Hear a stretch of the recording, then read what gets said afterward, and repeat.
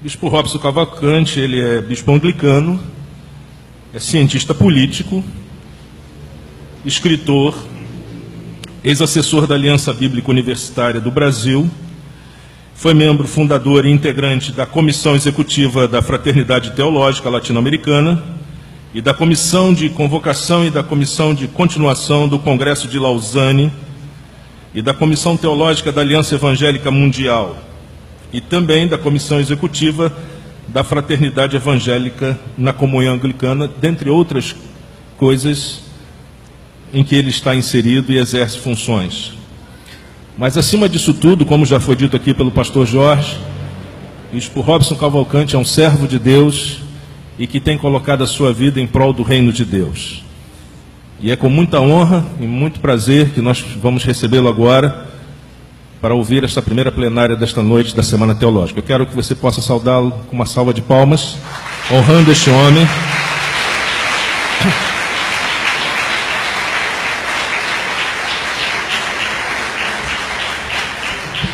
O único problema que ele tem é que ele torce para o Vasco da Gama. Eu já falei isso para ele, mas enfim.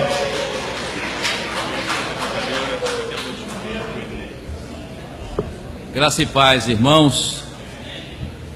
Eu comecei a torcer pelo Vasco quando eu era criança, exatamente porque eu era uma criança religiosa.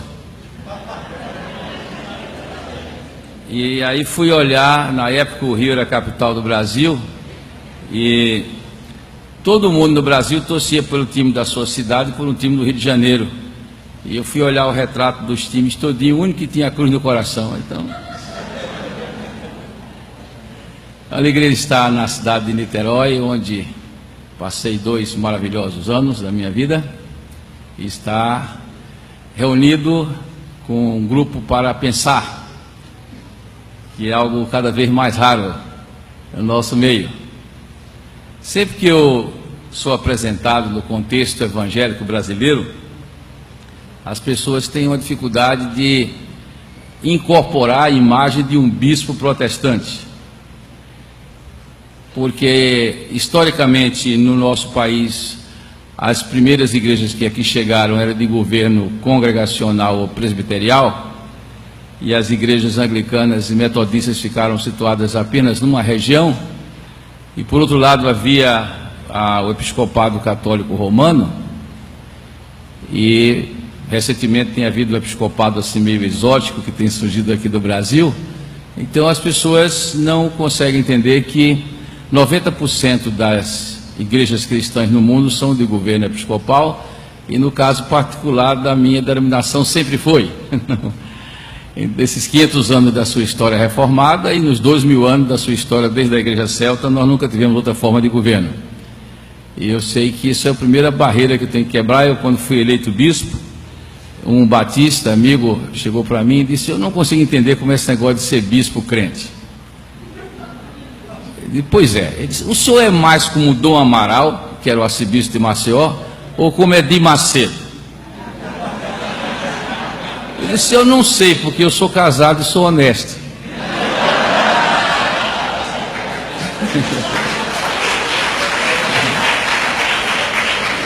Mas realmente eu creio que Deus nos deu uma mente, e nós temos que honrar a Deus no exercício dessa mente. E nós percebemos, especialmente nas últimas décadas no Brasil, que esse equilíbrio entre a iluminação da mente e o aquecimento do coração tem estado desequilibrado. Nós somos muito impactados na leitura da história da igreja pela figura de John Wesley, porque ele era alguém que pensava, era alguém que tinha um coração aquecido, e era ao mesmo tempo alguém que tinha um compromisso com a vida missionária. E eu pude ver a reedição do espírito de Wesley na vida do Dr. Antônio Elias, nosso reverendo aqui, que era um homem que pensava com o coração aquecido e com a vida na missão.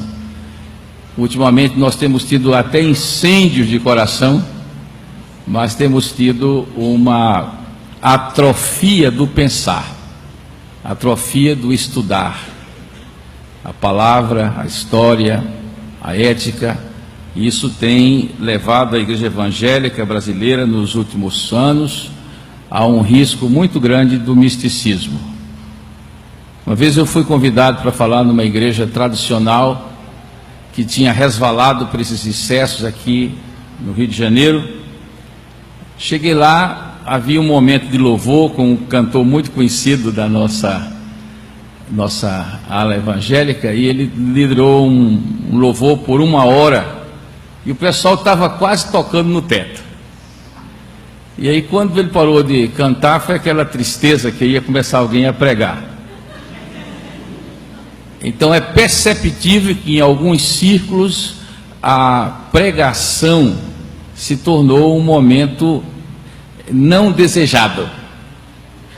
E eu cometi ainda 2 pecados. Eu li um capítulo inteiro da Bíblia, algo que talvez em toda a geração ninguém nunca tivesse ouvido, porque tem um versículozinho sempre como uma azeitona empada, e além disso um capítulo inteiro do Antigo Testamento. Foi o suficiente para o pessoal ir no banheiro, na cantina, no orelhão. Naquele tempo não tinha quase celular, né? E então o pessoal se dispersou. Eu fiz uma exposição bíblica na época num profeta Isaías, para o remanescente fiel, porque o culto eram 3 partes, era o louvor, o estudo, e depois havia uma ministração de cura.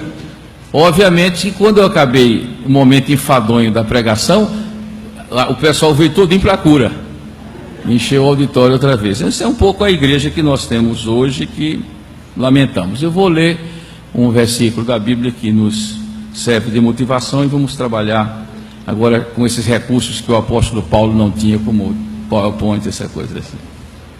Então vamos para a carta aos Romanos, texto bastante conhecido, que é o capítulo 12, primeiros 2 versículos.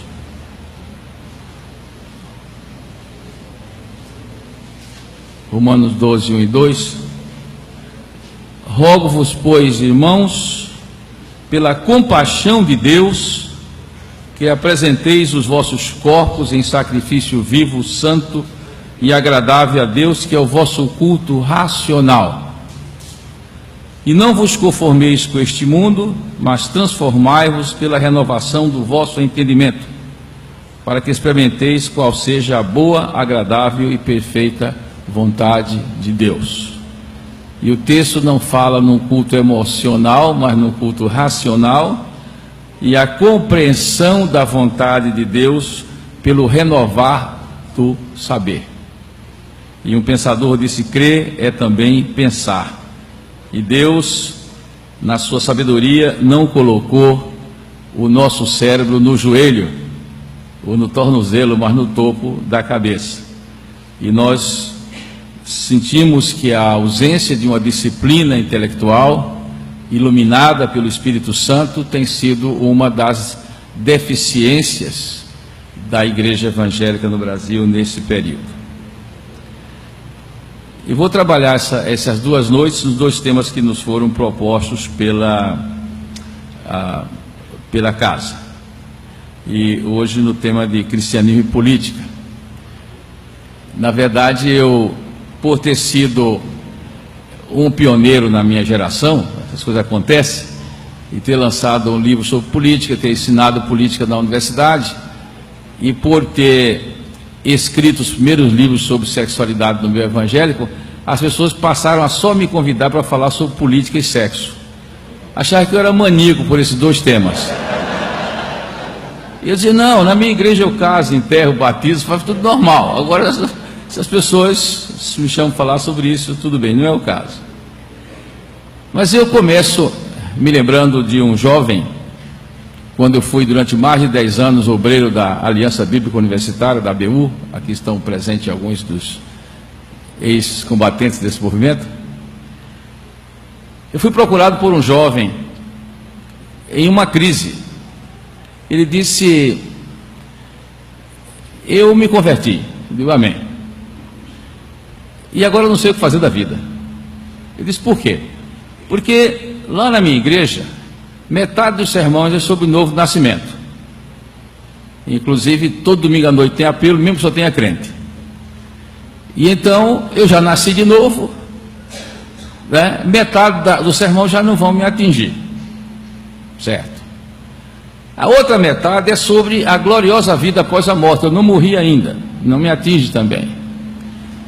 E eu fico pensando o que é que eu vou fazer como cristão entre a minha conversão e a minha morte, porque não se fala em nada. Quando muito se fala que tem que comparecer ao culto e dar o dízimo, é muito pouco. Então ele estava ali, naquela sua sinceridade, trazendo uma radiografia da igreja, que todo o tema de que eu vim para que tenhas vida e vida em abundância, qual é o projeto de vida para o cristão? Começa com a conversão? Começa. Há uma glorificação com a morte? Há.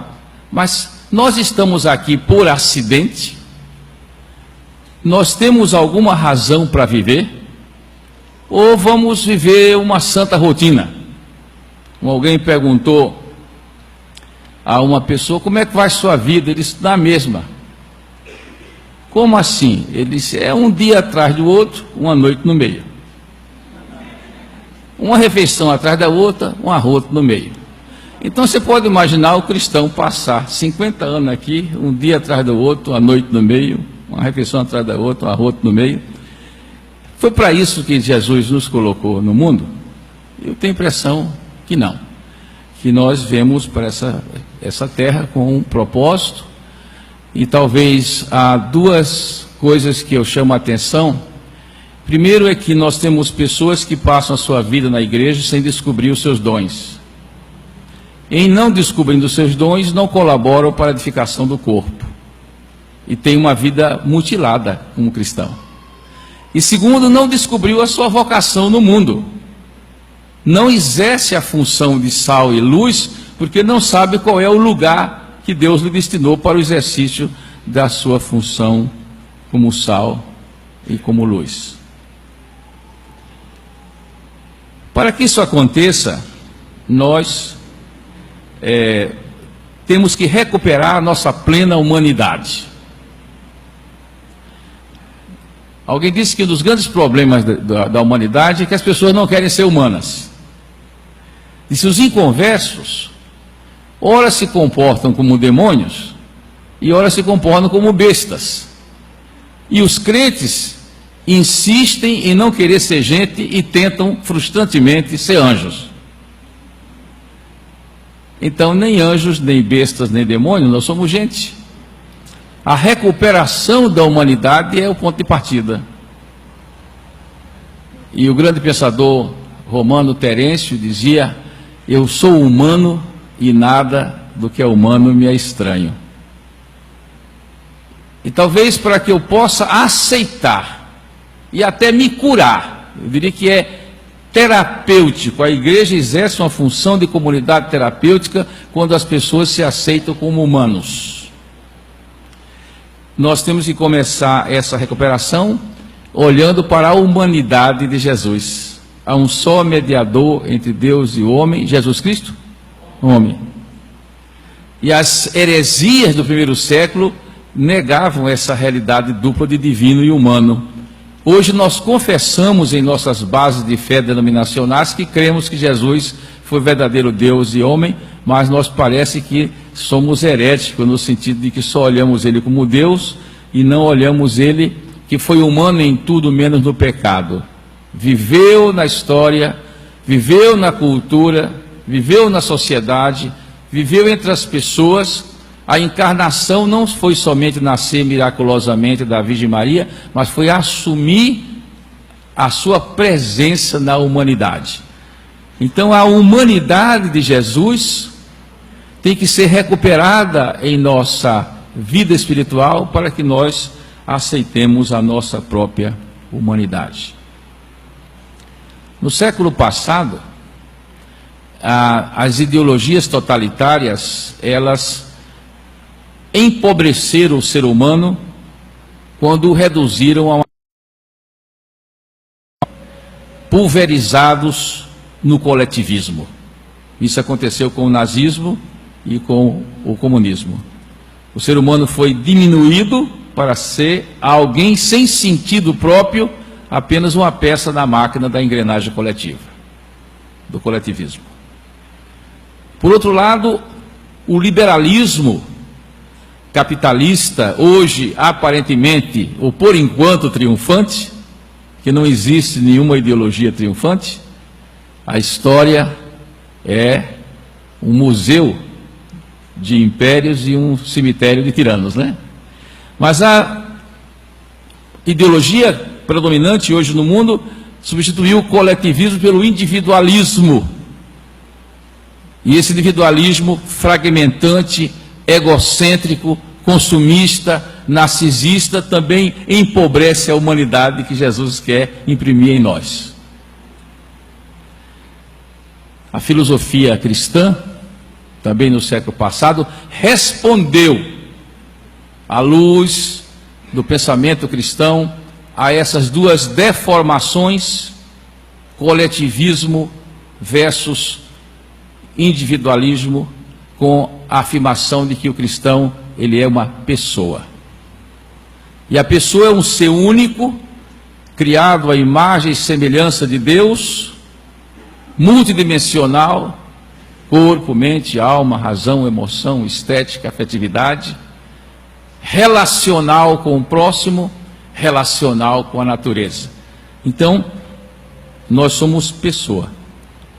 E a nossa pessoa, ela é crescida e afirmada à medida que nós nos aproximamos do modelo de Jesus como pessoa, transformados de glória em glória à imagem do varão perfeito. Nós não somos transformados à imagem da alma de Jesus, mas da pessoa de Jesus. Então nós somos portadores da marca, da imago Dei, a imagem de Deus. E como pessoa, nós somos seres históricos e sociais, e como pessoas, vivendo no tempo, vivendo no espaço, vivendo na cultura, vivendo na conjuntura, nós somos plenamente humanos. Obviamente com a tensão entre a imagem de Deus e os resquícios da queda, que precisam ser trabalhados no processo de santificação. Como seres históricos, e alguém disse que os protestantes se dividiam em 3 grupos: os históricos, os pré-históricos e os histéricos.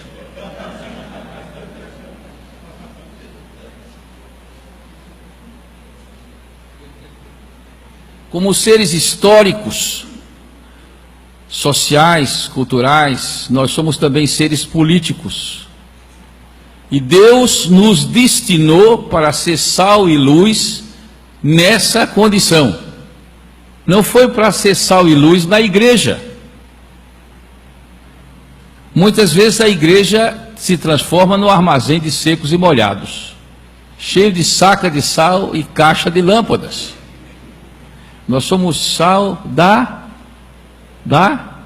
e luz do...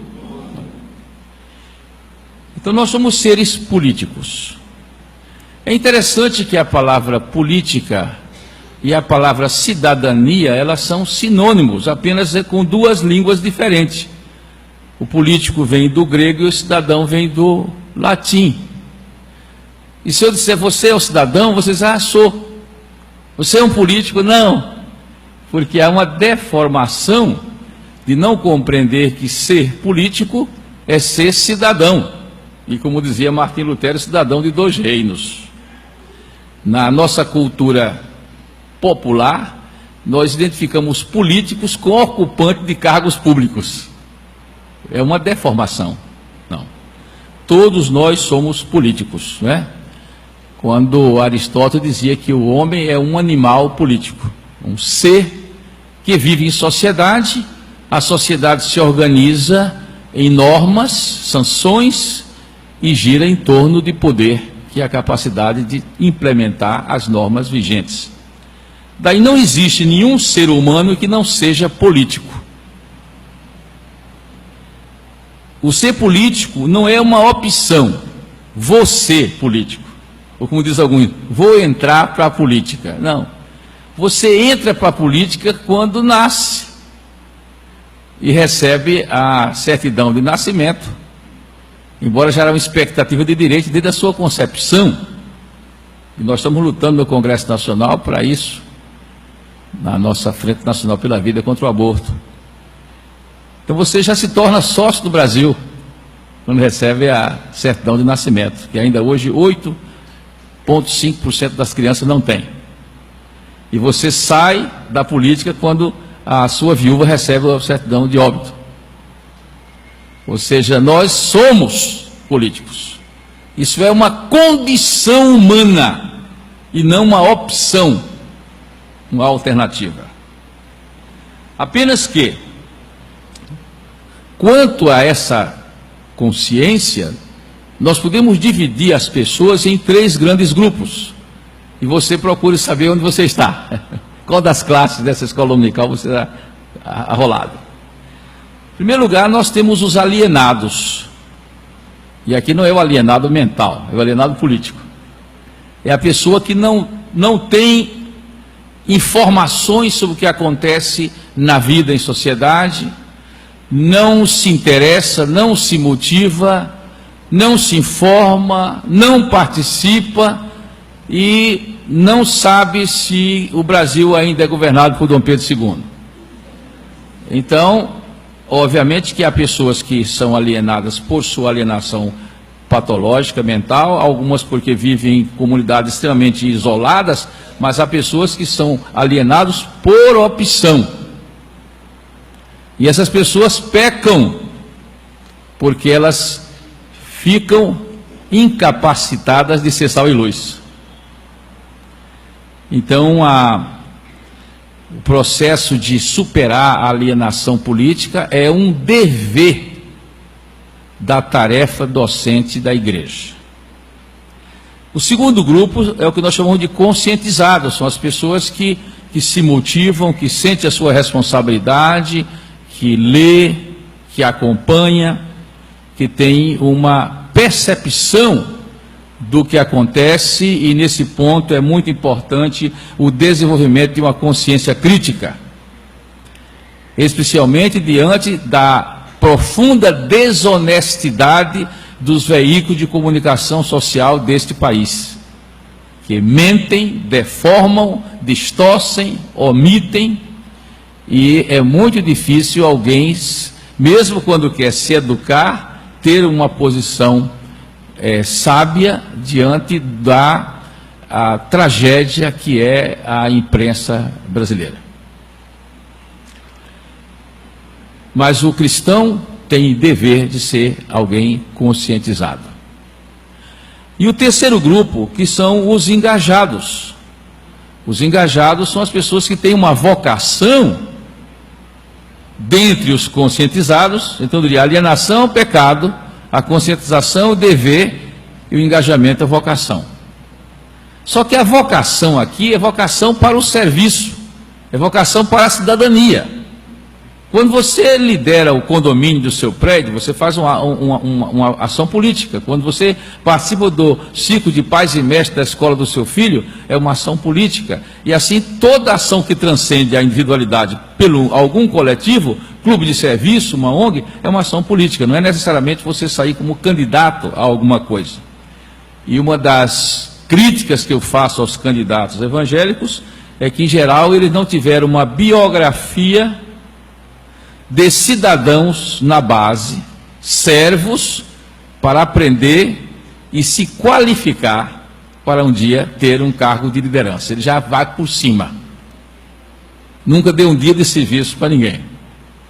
E outra crítica que eu faço é que, às vezes, eles não têm nem proposta, nem projetos, nem experiência. E aí sai, fulano de tal, candidato a deputado federal, currículo, cantou no coral da Segunda Igreja Batista, não é? É dizimista, monógamo, e foi presbítero não sei de onde, mas ele é candidato aqui a pastor? Não é? Se ele é candidato a deputado, ele tem que dizer como é que ele, como cristão, participou de várias etapas, lá no Grêmio do colégio, né? Até o sindicato dos panificadores, que ele fez alguma coisa. Ninguém se qualifica para a vida política cantando no coro. Nós tivemos um caso no Brasil histórico de um cantor sacro que foi eleito deputado federal com 50 mil votos no estado de São Paulo. Durante 4 anos, o Congresso Nacional não fez nenhuma cantata, ele ficou 4 anos calado.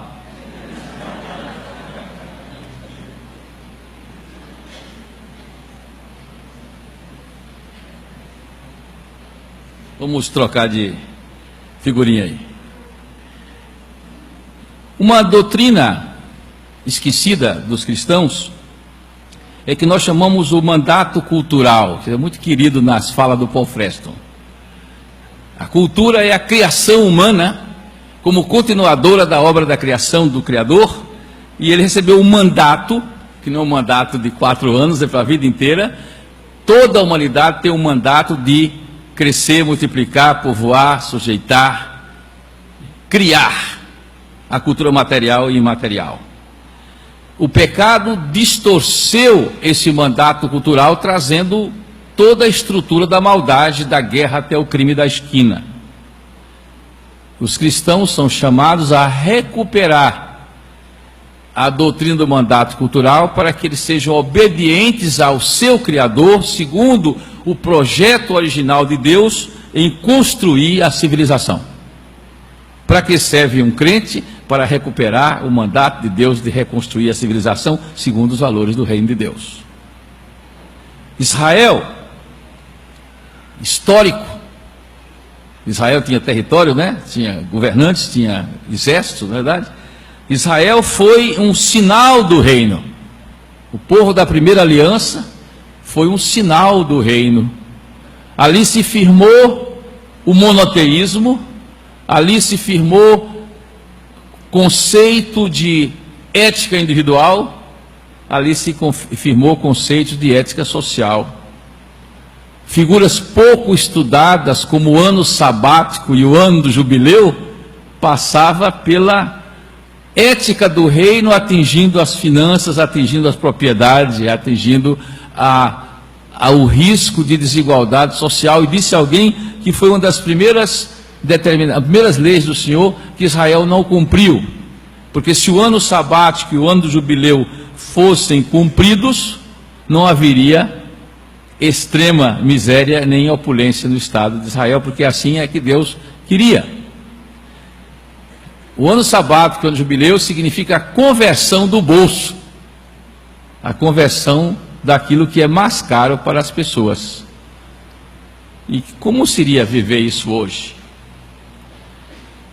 Uma coisa que muito me impressionou na história do Evangelho no Brasil foi quando o Dr. Robert Calley, o pioneiro do protestantismo nesse país, ao criar a Igreja Evangélica Fluminense Congregacional, a primeira igreja evangélica para brasileiros nesse país, a primeira igreja evangélica para estrangeiros foi hoje na Rua Real Grandeza, a Igreja Anglicana, que era no centro da cidade, em 1819, aqui é 1855, ele tornava exigência para você ser batizado e fazer profissão de fé e tornar-se membro, deveria, se fosse proprietário de escravos, alforrear todos os escravos.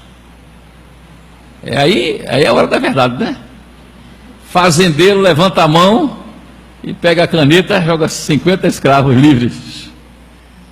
É uma coisa hoje, só se batiza empresário que tiver carteira assinada dos empregados, né? Recolher o fundo de garantia e tal, né? Ou seja, testes da concretude da fé que sai da fuga do subjetivismo místico para a objetividade da vida.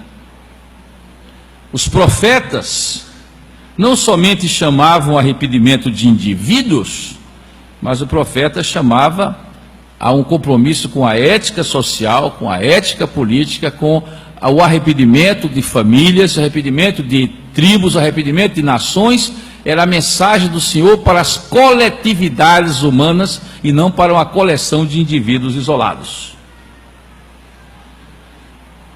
De um lado, nós vivemos pela memória da ordem da criação, o jardim do Éden. Qual seria o projeto de Deus se não houvesse o pecado original? Isso você deve levar em conta. E segundo, nós vivemos pela expectativa da ordem da restauração, a Nova Jerusalém, onde não haverá pranto, nem dor, nem desemprego, nem pedinte, nem trombadinha, nem assaltante, Ao longo dessa história, nós vamos construindo a presença possível do reino de Deus. O Deus dos pactos, das alianças, o Deus que está no tempo, o Deus que está no espaço presente através do seu povo. O seu povo se move olhando para esses dois modelos ideais. O que é que eu posso fazer hoje, inspirados na ordem da criação perdida, na ordem da restauração não chegada, mas o que eu posso fazer na história?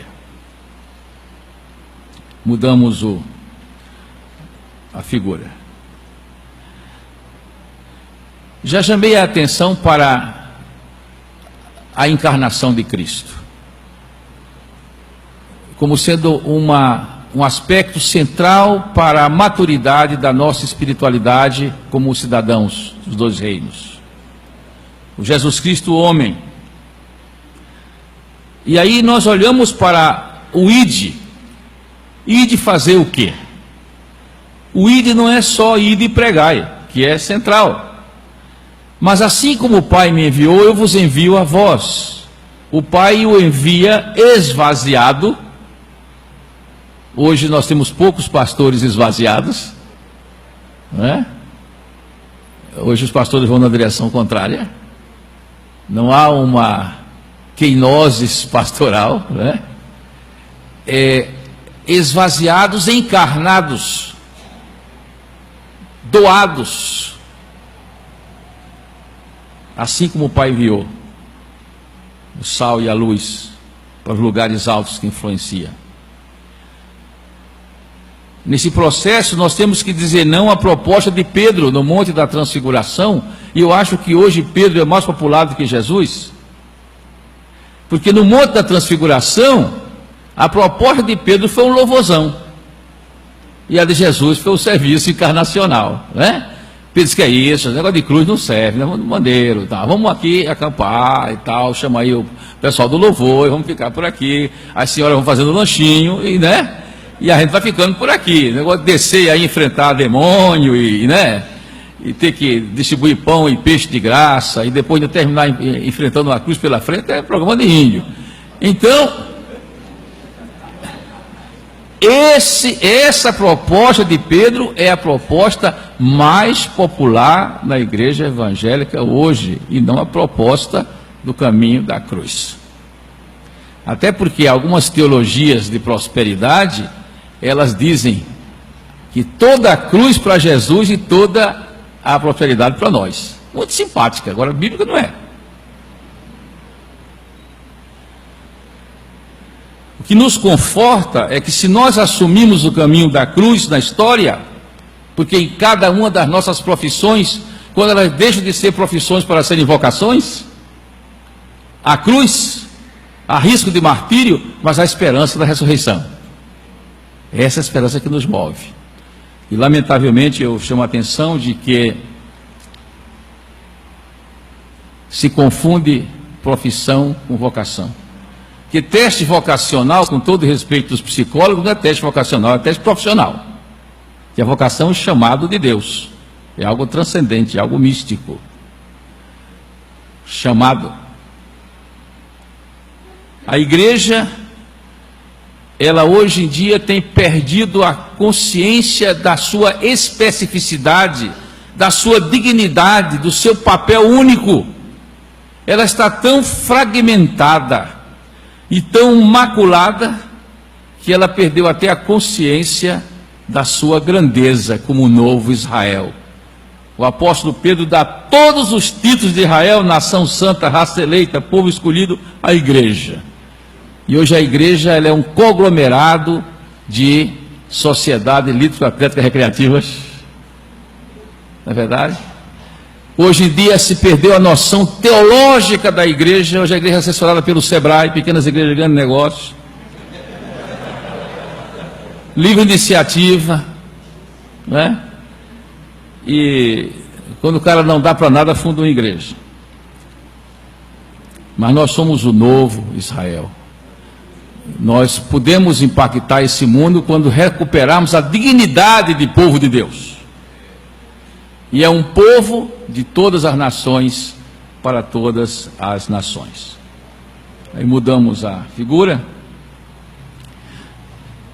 Durante muitos séculos, os pensadores cristãos lúcidos advogaram um papel civilizatório para a igreja. O povo de Deus na história é um povo que vai recuperando o projeto do Senhor e tem um papel civilizatório de combater o mal e afirmar o bem em todas as estruturas e costumes, instituições.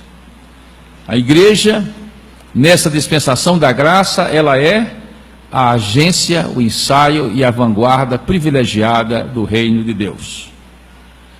O pensamento social cristão ao longo da história tem firmado que a igreja é portadora de algo que se destina não somente ao indivíduo, mas às suas relações e às instituições que ele gera.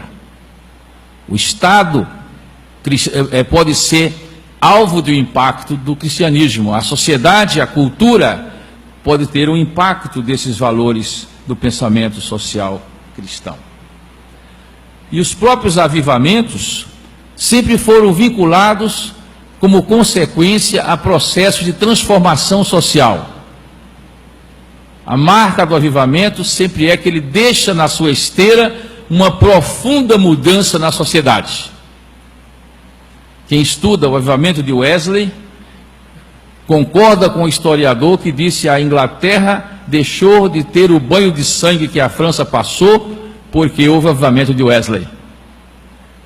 Reformas penitenciárias, reforma na lei penal, reforma na lei trabalhista, ou seja, o compromisso de levar os valores era uma marca dos corações aquecidos. Não somente eles tinham a mente iluminada e o coração aquecido, mas tinham a determinação de levar esses valores para as áreas que eles poderiam transformar.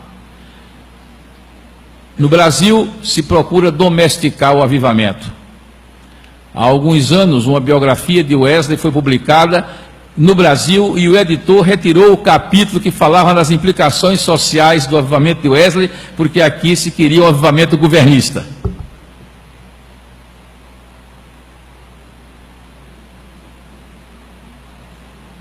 O avivamento governista é aquele que não tem protestantes, tem afavantes, são só a favor.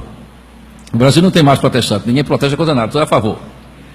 Diz que enquanto o anarquista espanhol dizia, ai governo, não sou contra, o protestante brasileiro diz, ai governo, estou com ele.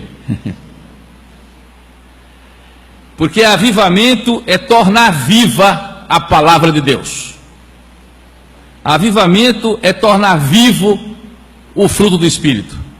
Avivamento é tornar vivo os valores do reino de Deus. Avivamento é tornar vivo a tarefa profética da igreja, que é de denúncia, de pronúncia, de conselho, de exortação, também para o povo, também para as autoridades. Onde estão os Natãs brasileiros? Já o tivemos no passado. E aí, nós entramos um pouco essa noite na questão histórica. Uma das vantagens de você ser idoso é que você tem história para contar. E eu vivi 3 dispensações do protestantismo brasileiro numa vida só. Né? Me aproximei do protestantismo quando 99% dessa sala não tinha nascido nos idos do final da década de 50. E eu conheci um protestantismo. Esse desapareceu durante o regime militar e a invasão primeiro do fundamentalismo, depois de uma distorção pentecostal, depois da teologia da batalha espiritual e depois da prosperidade. Essa coisa dos anos 70 e 80, não é? Que substitui toda uma história de crentes participando da política pela heresia de crente não se mete em política, foi a mais radical mudança que pode acontecer numa história de uma igreja. Eu entrei no protestantismo e dizia, você tem que entrar e tem que participar. E todos os exemplos. Abolição, república, os crentes lá no meio. Aí veio essa onda toda e eu alcancei essa segunda dispensação e agora estou tentando trabalhar na terceira, que é a recuperação da memória. protestantes chegam ao Brasil com uma visão muito civilizatória. A nossa fé vai concorrer para a democracia, para o progresso, para o abolicionismo, para a república, para a renovação na educação, para a renovação dos esportes. Em geral, o protestante não sabe nada disso hoje. Há duas palavras gregas que são parecidas, mas são meio opostas. Uma se aplica muito a Israel, que é a religião da anamnese, a religião da recordação dos feitos permanentes do passado. E a outra se aplica à igreja brasileira hoje, que é a religião da amnésia, que esqueceu tudo que houve antes. Todas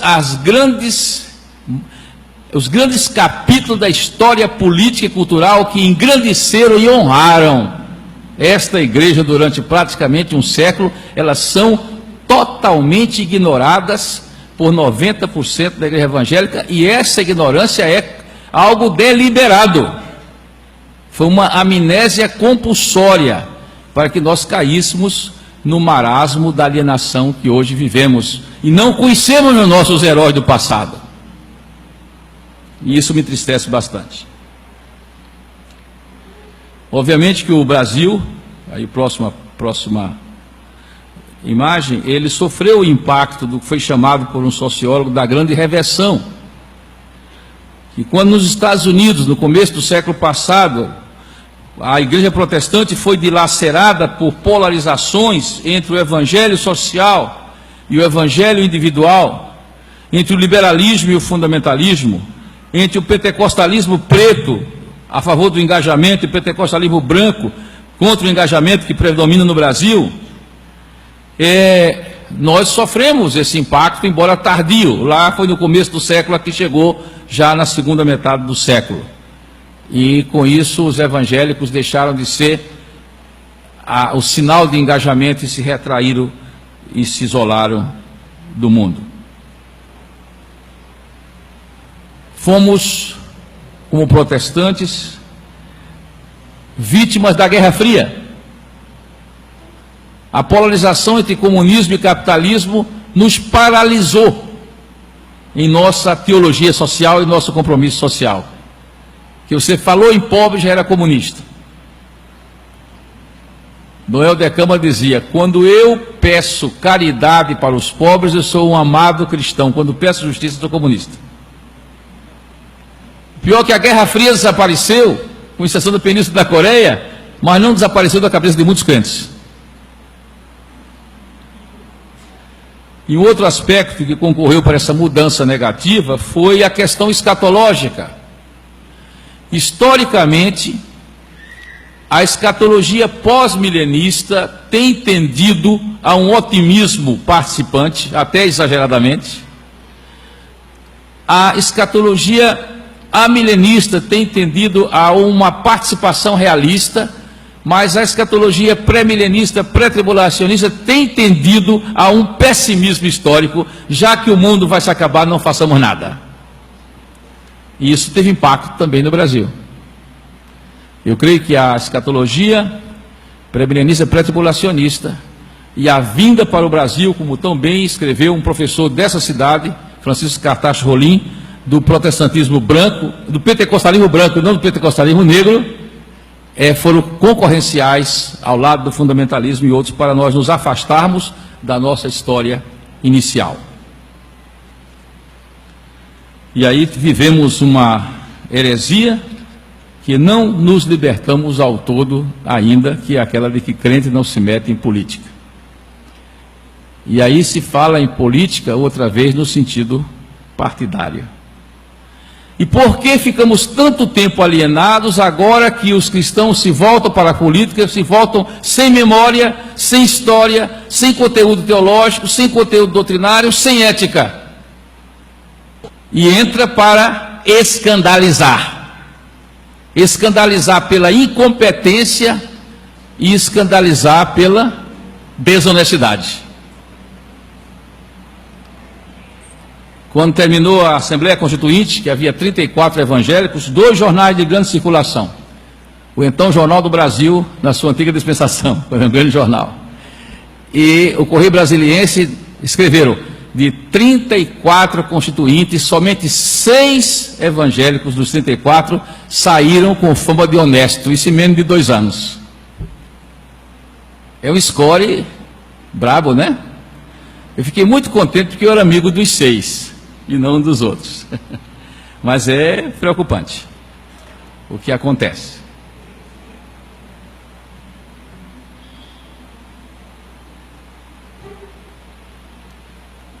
Daí eu gosto muito de conversar sobre o cristianismo e política em períodos não eleitorais, que nós devemos teses, porque em períodos eleitorais tem havido um avivamento de candidaturas. Eu estava uma vez em São Luís do Maranhão, na época da eleição, fui falar sobre cristianismo e política, aí eu disse, eu gostaria que os candidatos viessem à frente para a gente orar. Ficou quase ninguém, subiu o auditório todinho. E aí tem sido bastante frequente a derrota por excesso de candidaturas. E depois você tem tido outra distorção também no Brasil, que é a chamada candidatura oficial. Isso é uma excrescência. É uma excrescência. Na verdade, é uma vergonha que clama aos céus uma igreja apoiar uma candidatura ou um partido. Aqui é lugar para ensinar, para interceder, para apoiar as vocações no Estado democrático, na diversidade de partidos e candidaturas, e não transformar a igreja num curral eleitoral religioso. Isso tem envergonhado. Era melhor ficar na alienação velha do que trocar, não é, o voto dos crentes por favores e por cargos. E isso tem sido algo que nos entristece, embora que o povo evangélico comece a reagir contra essa manipulação profundamente antiética. Eu fui entrevistado há pouco tempo por um jornal de grande circulação sobre se havia ainda no Brasil igrejas que não faziam esse tipo de mercado. E graças a Deus que há. Nós não estamos aqui apoiando ninguém por troca de quem dá mais. Porque há notícia de que as grandes denominações estão conversando com a turma para ver quem dá mais. E já o presidente da maior denominação do Brasil está saindo com um candidato a primeiro suplente do senador Horácio Quercia no estado de São Paulo. O melhor cargo do mundo é suplente de senador. Você não faz nada, não ganha voto, termina no Senado. É um voto secreto, você não sabe nem quem é o candidato, ele, quando olha, já é seu senador, né? Essa é parte do milagre brasileiro. Muito bem, então nós estamos voltando assim com essas coisas que precisam ser corrigidas. E só é corrigido se você conhece a história política da igreja, só é corrigido se você conhece a história do pensamento cristão, só é corrigido se você tem conhecimento do ensino social da palavra de Deus, não espiritualizar os ensinos sociais da palavra de Deus, e se você então desenvolve a sua cidadania como instrumentalidade do reino para ser sal e luz. Eu me lembro que quando começou a voltar os evangélicos na política, tivemos um caso muito interessante, que eu gosto muito de contar. Havia um sargento de marinha que tinha vindo de Recife para aqui, servir no Rio de Janeiro. Ele era de uma igreja pentecostal, tinha ido para a reserva remunerada, e certo dia ele chegou na Cinelândia, numa tarde, ao cair da tarde, e ele olha para o céu, e ele então tem uma teofania getulista, que foi na Brizolândia, né? Então, ele vê um clarão no céu, tremulava a bandeira do Brasil, e aquele facho descia da bandeira do Brasil até o busto de Getúlio. Isso é teofania do PDT, né? Então, descia. E ele ficou extasiado, ali no meio da Cinelândia, o nome dele chamava-se Moisés, o sargento Moisés, e ele ouviu a voz de Deus dizer: Moisés, Moisés, volta para a tua terra, que a cadeira da Assembleia será tua. E ele, tomado de fervor, em obediência ao Senhor, né? Cinelândia é lugar sagrado, tirou a sandália. E E ele vai para Pernambuco e compartilha com os pastores a sua teofania. Mas o caso é que parece que Deus falou para ele, não falou para os eleitores. E ele foi o lanterninha do seu partido. Claro que isso trouxe uma crise espiritual ao irmão. Ficou muito confuso. Até que uma irmãzinha, também pentecostal, disse: meu irmão, você sabe que tem uma diversidade de dons. Você faltou buscar quem interpretasse a revelação para você. Você se precipitou. Deus disse a verdade: Moisés, Moisés, volta para a tua terra, que a cadeira da Assembleia será tua. Você apenas equivocou-se de Assembleia, que ele falava na Assembleia de Deus.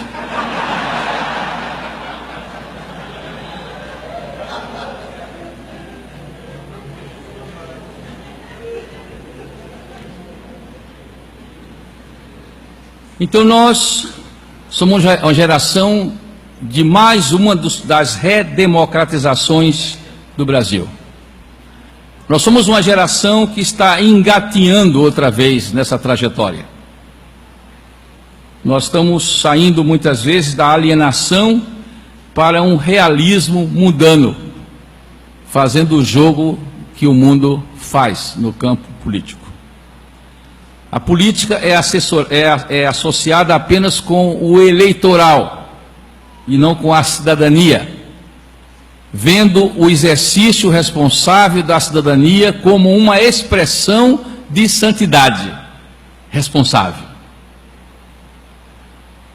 Vivemos as voltas com esse fenômeno das candidaturas oficiais. Vivemos as voltas com o adesismo, onde os pastores estão sempre com o poder de ocasião para tirar vantagens. A falta de ética, que é uma desgraça histórica na política brasileira, não tem sido mudada pela nossa presença. Em vez de levar a ética, nós temos absorvido a falta de ética. Chegamos sem propostas. Geramos escândalos. Estamos trazendo com muita rapidez um grande desgaste para a imagem da igreja. Se hoje a igreja evangélica sofre um grande desgaste por falta de ética em várias áreas, inclusive interna, nós levamos essa falta de ética também para reforçar onde já tem falta de ética. Aí está a teologia da prosperidade, domesticando a cruz e santificando Mamon. Aí está a teologia da batalha espiritual, que deixa os anjos bons ociosos e os homens maus soltos para fazer o mal, porque nós, em vez de combatermos os homens maus e pedimos aos anjos que combatam os anjos, combatemos os anjos caídos. Então, um momento de tomada de consciência, e eu creio que o que está acontecendo essa noite, que se multiplica no Brasil, é o mover do Espírito que está inquietando o povo para superar esse episódio. E eu pergunto, o episódio negativo é superável? É. Porque a história da igreja não é muito diferente da história de Israel. Quando eu li pela primeira vez o Antigo Testamento, me veio a imagem de um desenho do eletrocardiograma, né? Cada reinado tinha, né? Josias, aí vai, né? E assim vai descendo. A igreja é um pouco assim. Talvez a esperança de você viver em uma fase tão negativa é que depois vem a positiva. A questão é saber se você vai ser construtor da saída, como em outros momentos da história. Porque historicamente, as gerações ora respondem positivamente e fazem história, a reforma, o avivamento, que seja. Ora, essas gerações se omitem e passam a bola para a próxima geração, e ora, gerações que concorrem para o mal. Quando os evangélicos apoiavam Hitler, quando os evangélicos apoiaram a ditadura de Idi Amin, quando os evangélicos participaram do genocídio de Ruanda, quando os evangélicos apoiaram o racismo no sul dos Estados Unidos, quando os evangélicos apoiaram o apartheid na África do Sul, eles estavam não somente deixando de fazer o bem e sendo alienados, mas eles estavam construindo o mal. Cada geração tem que responder a Deus por sua opção. Nós temos, avançar um pouco, as teologias reformadas todas tiveram um recado para o mundo político, embora com visões diferentes. O luteranismo trabalhou muito a doutrina dos 2 reinos, que é uma doutrina interessante, mas que gera um certo paralelismo que não se encontra. O anabatismo tendeu a um isolamento de contracultura e um certo negativismo histórico, enquanto a teologia calvinista foi de onde, seja você a favor da predestinação ou não, embora que espero que todos aqui sejam, mesmo que sejam contra a predestinação, sejam predestinados,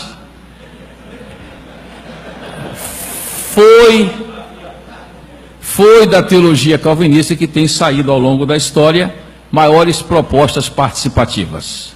Nos grandes encontros de ética social no mundo que eu fui, era perceptível quem era de formação luterana, anabatista ou calvinista, na ideia de uma elaboração alternativa. E hoje você tem, a partir de Kuyper particularmente, uma coisa muito boa, que ainda não está sendo explorada a suficiente, embora já haja um movimento, que é o estudo do neocalvinismo social holandês, que já está sendo defendido aqui nesse país como um acervo, né, de ideias cristãs, porque o Kuyper realmente revolucionou a Holanda, como aquele pastor de interior, que numa geração virou a Holanda pelo avesso. Porque, afinal de contas, nós servimos ao Deus que é Senhor da história. Nós servimos ao Deus da providência. E Ele vai fazer a história não mandando anjos, mas nos mandando.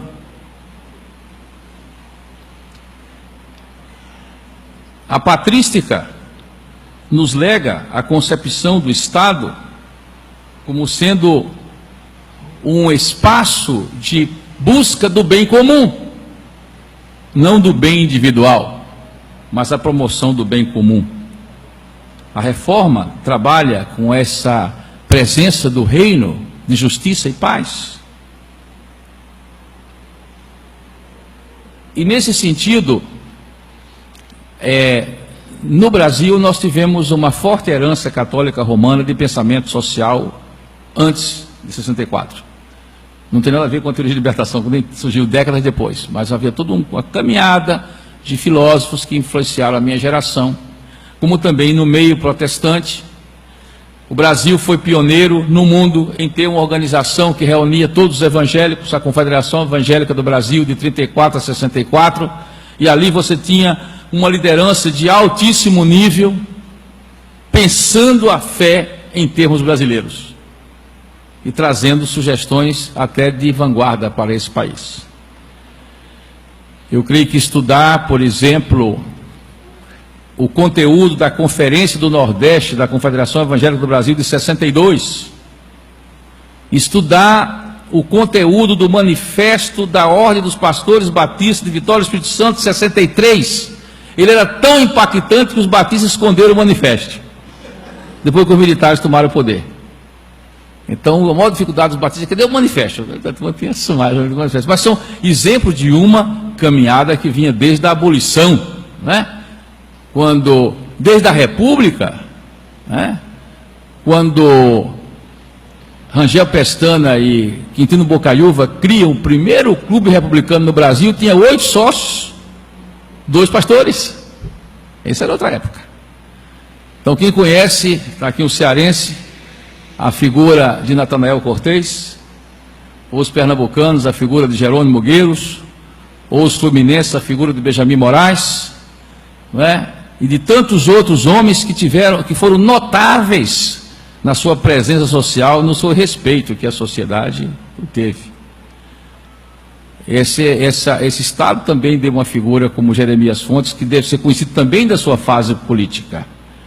Ou a Assembleia de Deus, que nem sabe que deu ao Brasil o primeiro governador evangélico. 99,99% da assembleana nunca viu falar nisso. Por quê? Porque ele era um mau exemplo para a teologia de hoje.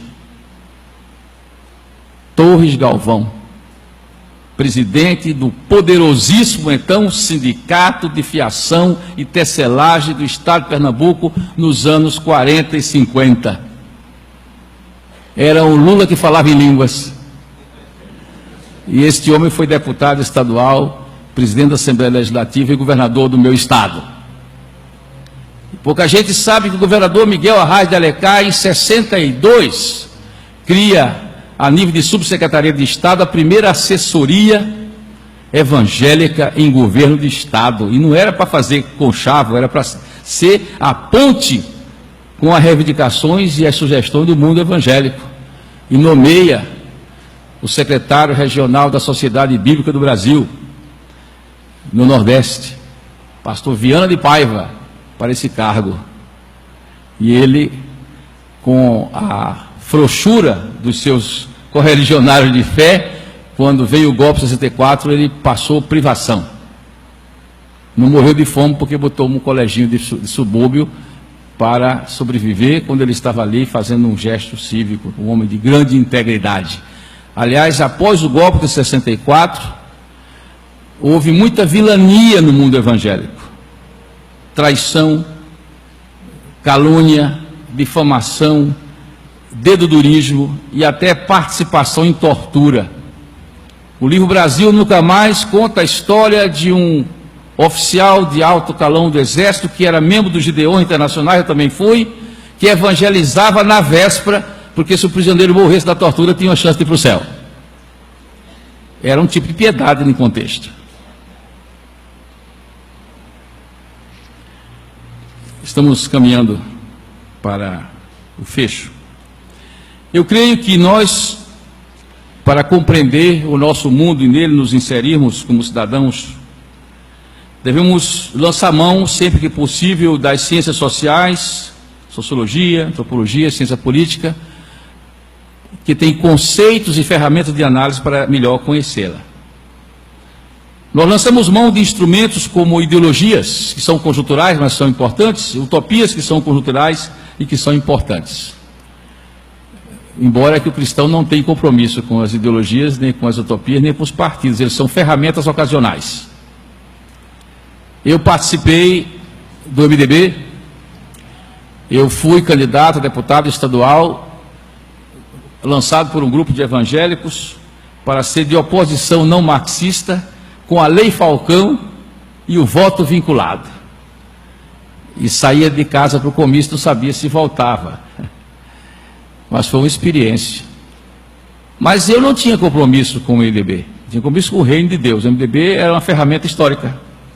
No dia que o doutor Ulisses Guimarães levantou o livrinho da Constituinte, eu digo, o papel que o MDB devia ter na história acabou aqui.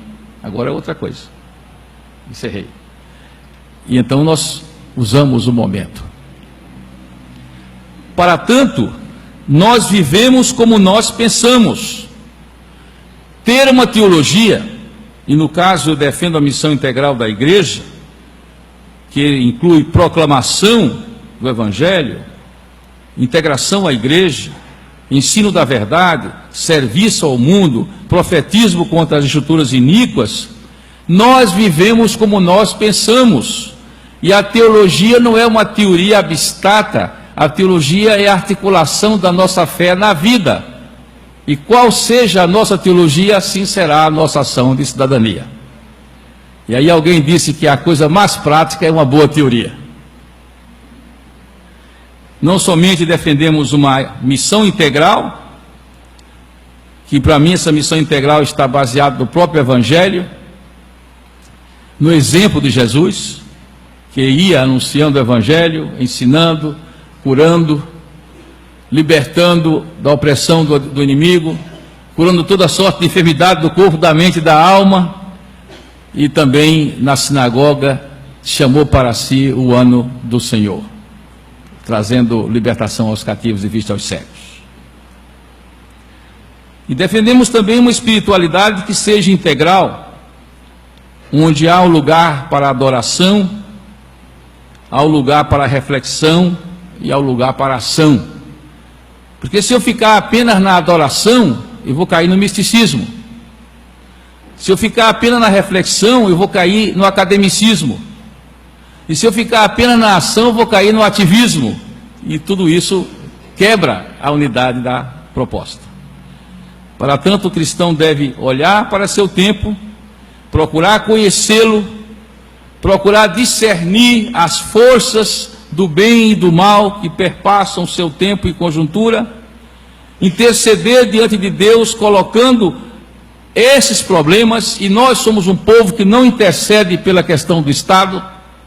Pessoal, reunião de oração só para passar no vestibular, passar em concurso, curar da enfermidade. Ninguém ora sobre as grandes questões que afetam o país. Conhecer, discernir, interceder e intervir. O que é que me compete fazer? Na minha diversidade de talentos, na minha diversidade de dons, na minha diversidade de vocação, sob o sopro do Espírito Santo. E aí eu chego na última quadrinho aí do Data Show, colocando qual é a minha preocupação hoje. Nós estamos crescendo como protestantes do Brasil.